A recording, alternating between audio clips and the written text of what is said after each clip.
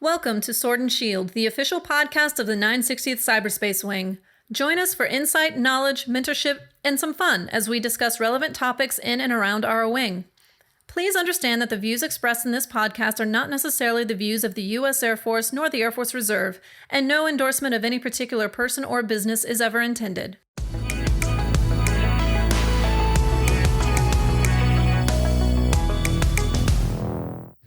Hello, this is Chief Howard, and this is the Sword and Shield Episode 6. And today with me I have Senior Master Sgt. Kevin Hunter, 426 Network Warfare Squadron Operations Superintendent. Tech Sergeant Anthony Luna, 960th Cyber Operations Group, Training Manager. Welcome, gentlemen. I appreciate you guys taking some time today. What I wanted to kind of dive into is, professional development. And the question I had for you, Senior Hunter, was what program are you currently working with? So I'm currently working with the Professional Development Committee. We've been standing it up and starting to offer a lot of courses for the airmen that are available virtually so that they have an opportunity to come in and develop and make good use of their time and hopefully further their knowledge in their careers and provide them with resources that are a little outside of the standard PME type development courses. Okay, so what kind of courses are being offered and what kind of frequency? So right now we are partnered with the 433rd Wing and their Professional Development Committee, and we're standing ours up much more robustly as well. But they are offering two courses. Well, in conjunction with us, we're offering two courses a day, Tuesday, Wednesday, Thursday, and one on every Friday. So they're every day at noon and every day at 18:30. So we have 7 courses a week and then 2 to 3 courses on the UTAs. They cover a wide variety of topics. We try to balance it out between a mix of resiliency and technical. So resiliency, a lot of them are just, there was one yesterday, was the art of gratitude or self-care or a lot of different type of resiliencies, and not necessarily just all the mental aspect. Some of it is they did a nice a family workout one the other day, just a good way to go out and relieve stress, kind of get everything going and clear your head type resiliency. And then on the technical side, we go anywhere from an Excel sheet, how to really work with Excel in from a 101 and a 102 and developing different levels of Excel. We're looking at Outlook courses. We're also going in, we consider the technical side when you start getting into a little more of the actual Air Force training stuff. And so we'll cover some of the career progression slides and other issues on how to develop in bullet writing and decoration writing and a lot of other really Air Force-y type classes on the technical side. Okay, so not necessarily, like you said, you differentiated between PME, which is professional military education, which Sergeant Luna will talk about in a minute, but we're talking about enhancement courses predominantly, really. We're talking about bullet writing, using some of the tools that we have on hand through Microsoft Office, Excel, and then those other self development courses, right, with the resiliency. I saw emotional intelligence once as well. I know that there was some things with using, Air Force, military one source. There's a military one source 101, yeah. Right, and then also there was a couple of retirement and planning for retirement courses. So some of the other processes that we develop into over our careers, things that are not traditional courses offered, correct? Correct. Those are a couple good examples. We also had a career progression course, which we kind of went off. We hit the PME bullets, this, that, and the other. But the whole real focus of the briefing was more what outside of PME. What should your troops be doing at this level? Like as an NCO, what kind of community involvement should they have? What kind of additional duty should they have? What kind of other things outside of PME to help shape them into the future leaders for the unit? Okay. And we also had lost my train of thought on that. I'm sorry, I have to come back to that one. I lost Hey, so Sergeant Hunter, I got a question, sir. So maybe I'm just a regular NCO, or I'm a TR. Where can I go to find out the schedule for these events? Like, how do I know, hey, this is a great professional development one. It's going to be talking about my career progression. So where do I need to go to find out the schedule for this for these classes? Because I personally haven't seen anything. So I want to know, if I need to be online at a certain time or just set up my schedule so I can attend one of these. How do I do that? Where do I go to find that? So publicity is one of our biggest challenges that we're working with right now. I do try to put every one of them onto the 960 Cyber Wing Gladiators Facebook page. So they are posted there. I do also push them out through the top 3, and I push them out to my unit, at least individually, through our different communication channels. So there should be somebody in every unit that is getting this and seeing this and being able to offer it down to their people. I think a great person to send something like that out would be through Captain G. Like, just send her a weekly schedule or something like that, just because, hey, she has a great reach being the wing exec. So it's a great person to send that out to. That would be my suggestion. But, good point, Sergeant Luna, right? It really does kind of tie in, talking to Senior Hunter, that publicity piece is key.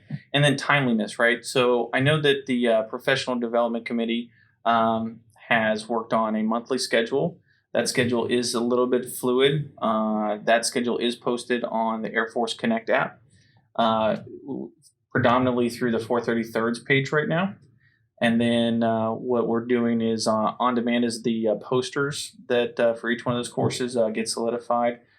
We are pushing that, as he said, through other social media to include GroupMe. We include the superintendents and the first sergeants too, I believe, right? Yes, but getting an email out through the exec is not a bad idea. So definitely something for us to dive into. But if you're looking for that schedule short term before that email gets out, the Air Force Connect app is the one that we're looking at for that. And the Air Force Connect app does have it. And as Chief said, we do about a month in advance. And we're actually going to be this afternoon setting up the August schedule. So the August schedule should be pretty out within the next week or so. So you have a good idea and availability. The Air Force Connect app, you do kind of have to dig into it a little bit to actually get down to where the calendar is. But I also have a little PowerPoint that I can send out for where to find that as well, because I put that together. And then I know that we're looking at doing that for the 960th Wing too, right? Correct. We're working towards that, right? So the 433rd's taking the lead right now as a combined effort. The 960th will continue to be good mission partners and work towards that, but eventually you'll see some split off with the 960th, which leads me to the next piece, right? How do you select courses? So it's a 2-part question. I apologize. How do you select the courses that we're going to teach for the PDC, and then who actually teaches them? So right now it's been kind of it's a volunteer. It's an entirely volunteer effort, and it's what are you comfortable with? What are you teaching? And then that's presented to the committee, and we will evaluate and see what the worth of it is. If it has a good value to the airmen, which all of them usually do. I mean, if you've got something to say, don't be discouraged. Come up and say it. We may kind of guide you and tweak you a little bit on where the direction of it, we think the direction of it may go, but we've never actually shot anybody down on any kind of idea because everybody's got something valuable to say. So we highly encourage anyone from the brand new airman that just got out of basic training and wants to provide perspective on what they're teaching at the lowest levels now, to the crusty old chief that's on his way out the door that can tell us how things are changed and where they see it going. But it's totally, completely a volunteer force. As we're developing more within the wing, I'm starting to get more and more volunteers, and we are taking on a lot of them ourselves. As Chief said, though, we've been highly reliant on the 433rd. We don't want to be reliant on them. We want to be an equal partner with them. We want to make sure that we're doing our share and providing stuff that's really kind of specific for our cyber members, because a lot of the cyber members have different issues and different developments. We want to make sure that we're going to hit those as well as the general courses. Right. Some good points, right? Both wings reside in the same area, here at JBSA. When we talk about the 960th, we talk about a number of different weapon systems. We talk about GSUs spread across the continental U.S. I think that this PDC thing is one of those items that can help bridge some of the gaps that we have across all our GSUs, because you don't have to be local to provide this, right? Because it's all online. Correct. What kind of medium are you using to actually provide the courses? So right now, all the courses are being provided on Zoom. The 433rd is being very, very gracious and allowing us to use their actual paid Zoom account so we can have the different resources and accesses that come with that account. I think as we move forward, if teams decides to be a long-term Air Force standard issue, it might be something that we look at moving toward because it allows a little more flexibility with some of the FOUO issues and some of the other issues. But we are definitely going to want to make sure that we're open to the different platforms as they evolve. I know there's a lot of concern, especially in the cyber world, with the Zoom, because it has had security issues. They also have developed quite a bit. And there are ways that you can watch the Zooms without actually downloading the app to your computer. So awesome. It can help alleviate some of that. But you are right, Chief. Everything is completely virtual. So my next one that I have, I've got a member out of the 689th out of Alabama that's going to be helping us teach a class. Nice. So Luna, question for you. If you could get any kind of course offered to you as an NCO right now, what course would that be? I think it would be the NCO Leadership Development course. Strictly because you get to interact with a lot of NCOs from different career fields, different walks of life, and it's not as rigorous as the NCOA course in residence per se, but really you just get to have a lot of conversations that you need as an NCO being a frontline supervisor, and I think those conversations differ from individual to individual strictly because everybody has different styles of leadership, and it's more of a talking forum, and you get a lot of ideas together, and it brings out certain leadership styles from people, and it just gives you an overall. It's way less stressful than NCOA because NCOA is PME, and you got to do well at PME. You have because it's like a career progression type deal. Like you can't make master without going through NCOA.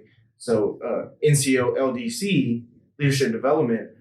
It offers you a less stressful environment, and the conversations go a little bit smoother, I think. Okay, and so no, I've lucked out right in my career. I've been able to do not only the NCO LDC course when I was still Reg App, but I also was able to do Senior NCO LDC as a reservist. So you bring up a good point that it seems a lot less stressful. It's not as stringent as classic PME. I guess the question I would think that some of the audience might have is, does NCO-LDC count in place of NCOA? It is not. So it is not. Long story short, it does not take the place of NCOA or Senior NCOA for Senior NCO-LDC. Those do not. You still have to go through PME. Luckily, there is a new version of PME that's come out for the NCOs. I advise everybody to look into that if you have not completed NCOA. I've had one member complete it within 9 hours all the way through. But they were on it the whole time, the whole 9 hours. It was not a joke. Gotcha. So shout out to that guy who did that. Congratulations. Got it done. Great. But everybody still has to go through NCOA. It's still a good course. There's a lot of info you can get out of it. I'm currently going through it right now. Okay. So I'm looking forward to finishing it. Gotcha. So we just talked a little bit about the Professional Development Committee, which is not PME based, and it's not anything that gets rolled up into your records. Now we can capture some of those courses and put them into EPRs and other reports, and 1206 is for quarterly awards, right? But really, you as the unit training manager at the group level, right? Now we're talking about formal courses. We're talking about formal PME, and then of AFSC awarding courses. That's what you manage. Can you kind of tell me what PME is required from nuts to bolts, basically Airman Basic through Chief on the enlisted side of what courses that we have to take, and then maybe if you know the officer ones, if you could throw those in as well. Not too familiar with the officer ones. I'm going to say that off top. That's all right. But for airmen, it always starts out as airmen. Of course, you go through basic. We get out of basic. We go through ALS when we want to put on staff. So as a senior airman prior to making staff, right? Definitely senior airman. That is the rank that you have to be at. And how can we do that? So with the ALS, is that all in residence? Is that by correspondence? So luckily, as a reservist, all of our PMEs are in residence or correspondence. Personally, my point of view, it's always great to go in residence because there's nothing like that peer-to-peer action that you get. My ALS class was done in Korea when I was still active duty, and I met so many different AFSCs, and we had so many different points of view of the Air Force. It was like really good to go through. So I would always go for in residence. Sergeant Hunter. Go ahead, Sergeant Hunter. Yes, sir. So I absolutely 100% agree, Sergeant Luna. The in residence is by far the best value you're going to get out of the course. However, the one thing I would caution is don't let that hold up your career. In our current fiscal environment, those in residence slots are really difficult to come by. So if nothing else, if you're in that position, my suggestion is to sign up for the correspondence, but still push on your supervisors and leadership to try and get that in residence course. I completely 100% agree with you. So to tie those two in, right? So, I mean, tell me if I'm wrong. If I do the by correspondence course, whether it's ALS or NCOA or even senior NCOA, if I do it by correspondence, I can still go to the in residence after completing it, right? So I can meet the requirement per AFI for promotion, but still get the benefit down the road of that interaction and networking of an in residence course, right? That's 1,000% correct, sir. Okay. Yes, sir. And so, great points. Both ways. Do not let PME hold up your career. We have so many options for PME. It should not hold you back from progressing in your career. Like myself, so bringing on to the NCO tier, when you become an NCO, you've been in for a little bit. Let's say you haven't gone to NCOA yet. There is that NCO LDC leadership development course that you can go to. But then you have the must go to is NCOA. You have to get that under your belt to progress into the senior NCO tier. Gosh, I forgot. So I have a question that was brought to me the other day. When's the best time for you to sign up for these different PMEs, right? So I am a brand new tech sergeant or brand new staff sergeant.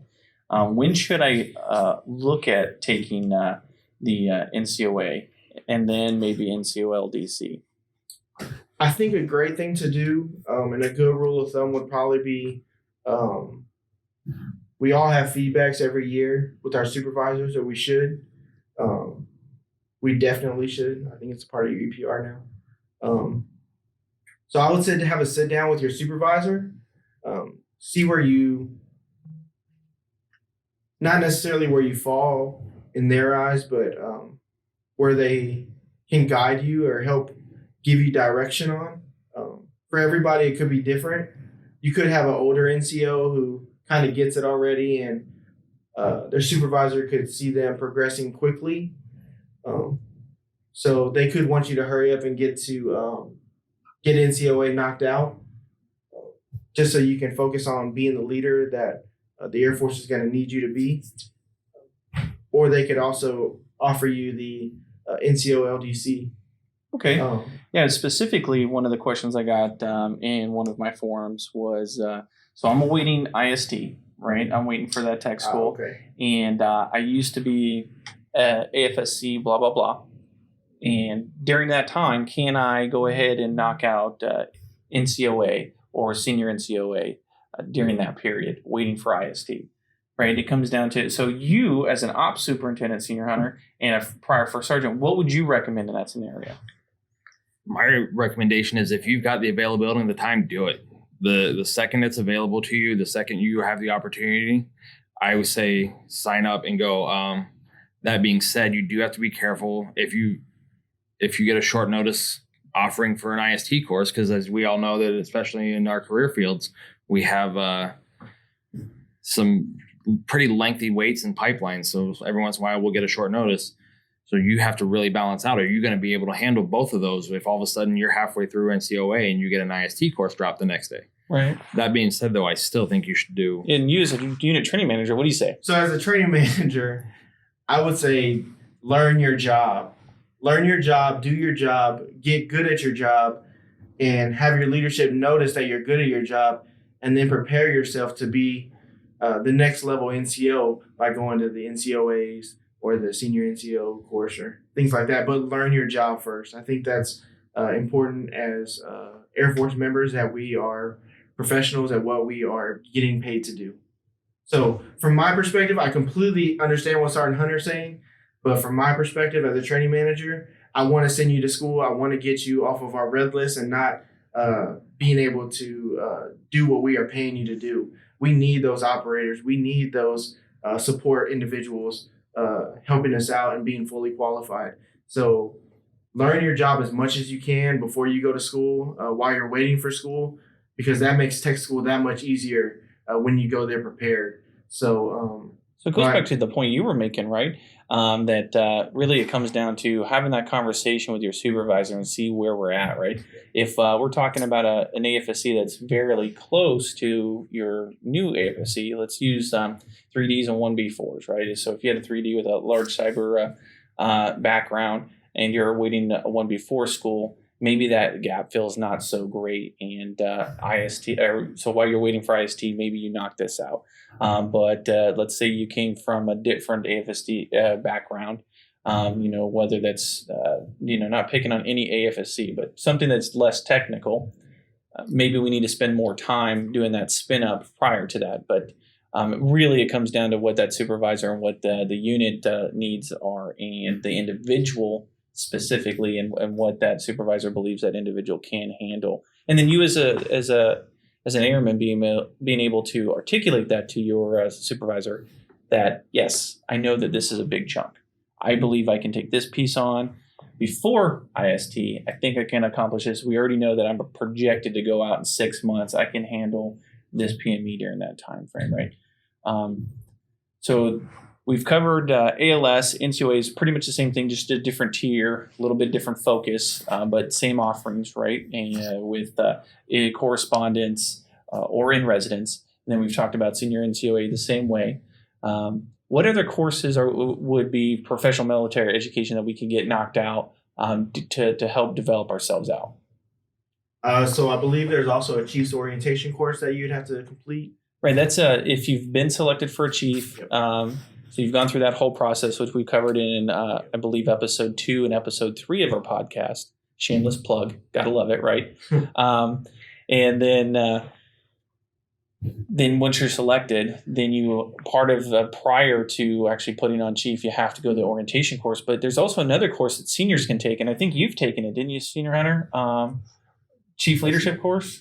I have not yet, Chief, but Okay. I'm looking for that first opportunity to take that one. We tried to get me into one on a short notice not too long ago, but it didn't quite work out. So another one for specifically our wing is the Cyberspace Superintendent's course that a lot of our members go to as well. Is that 3D only, or can 1Bs take that as well? I believe 1B can still I'm take actually that as well. I'm actually in that course right now. Okay. That is it's a distance learning course, Right. And it's all done through ADLS, and I'm enrolled in it at the moment. That's correct. I remember that because I saw that come through my office. Right. Yeah, I've done it in the past as well. One other one that we really haven't hit on that's a good key, and I think I heard there was a recent change to, was senior enlisted joint PME. There used to be 1 and 2. I heard it's just all rolled up into number 2. Can you confirm or deny that? I have not seen that yet, sir. Okay. I have not seen that yet. I got the hot light on you. Confirm or deny? Yeah, I'll deny that right now because I can't confirm it. So. Okay. But I'll let you know. Gotcha. Didn't mean to put you in the box, man. All good, sir. All good, sir. I have not seen that though. As much information has been coming through my office right now, I have not seen that one yet. I think I did hear that last week as well, but again, I think I'm on the same page as you, Chief. I haven't seen it confirmed. It's just been kind of okay. No, this is some great conversation, right? Some great pieces that you guys were able to bring in regards to professional development. I really do appreciate your time.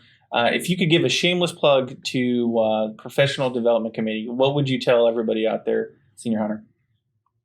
I would actually tell you have no idea the amount of value and resources you're missing till you actually sit into one of the classes. Because you look at a class and you might say, oh, I know all about Excel, but that one little trick that you didn't know could save you a ton of time. Or that one little resiliency piece that you did that you might have missed could really impact one of your airmen.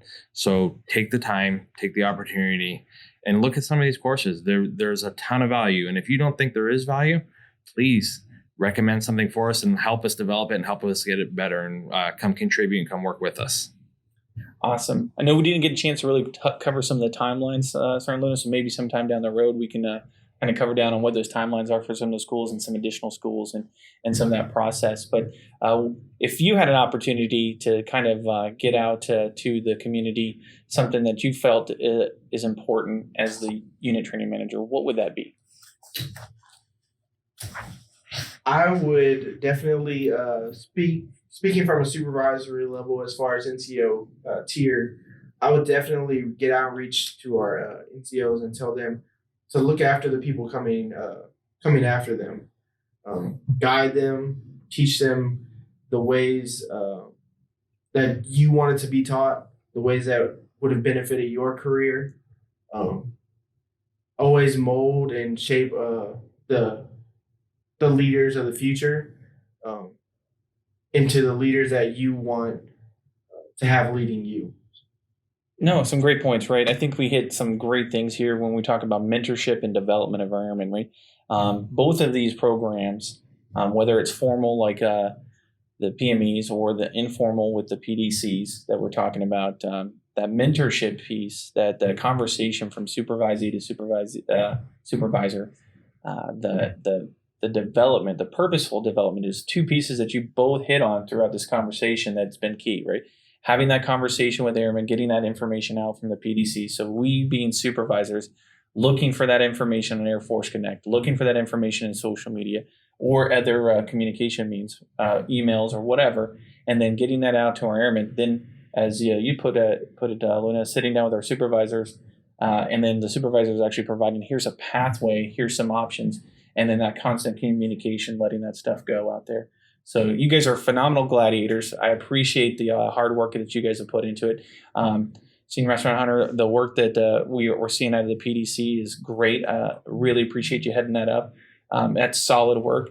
The constant work that you're doing, Sergeant Luna, and on the 860 side, Sergeant Borja, pardon me, both put a lot of hours into getting these courses lined up, talking to the functional managers and to the schoolhouses to get that set. If it wasn't for the work both of you guys do and by proxy, Borja, since we don't have them here, I want to give them a shout out as well. All that hard work you guys put into it is phenomenal, and our airmen are directly benefiting from that work. So thank you for that hard work, and thank you for being great gladiators.